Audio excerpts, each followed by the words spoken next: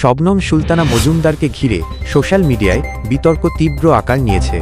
সদরি বাজার জেলা পরিষদের সদস্যা শবনম সুলতানা মজুমদার, যিনি বৃন্দাকান্দি সমষ্টিতে তার বাবা এজিপি বিজেপি মিত্রজোটের প্রার্থী শাহাবুদ্দিন মজুমদারের সমর্থনে নির্বাচনী প্রচারে অংশ নিয়েছিলেন, তার একটি বক্তব্যকে কেন্দ্র করে এই বিতর্কের সূত্রপাত।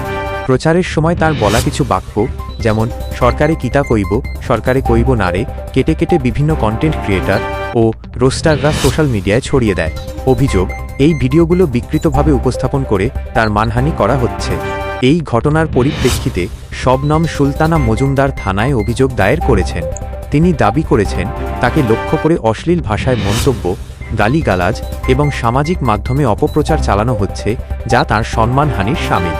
তিনি প্রশাসনের কাছে সুবিচারের দাবি জানিয়েছেন এবং যেসব আইডি তার বিরুদ্ধে অপপ্রচার চালিয়েছে তাদের বিরুদ্ধে কঠোর আইনি ব্যবস্থা নেওয়ার আহ্বান জানিয়েছেন। শবনম সুলতানা মজুমদার, চৌধুৰীবাজাৰ জিলা পৰিষদৰ সদস্যা। মোৰ আব্বা শাহাবুদ্দিন মজুমদাৰ ৬২ নং বৃন্দাকান্দি সমষ্টিৰ পৰা এজিপি বিজেপি মিত্ৰজোঁটৰ প্ৰাৰ্থী আছিলে।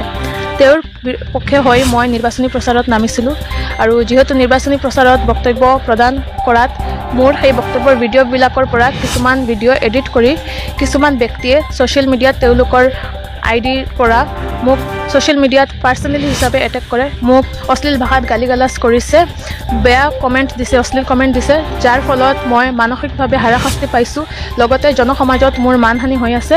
গতিকে মই হোজাই SP ছাৰক আৰু দবকা OC ছাৰক এটাই অনুৰোধ জনাইছোঁ, যাতে তেওঁলোকে এই সকলো লোকৰ বিৰুদ্ধে কঠিন শাস্তি দিব বুলি মই আশা ৰাখিলোঁ।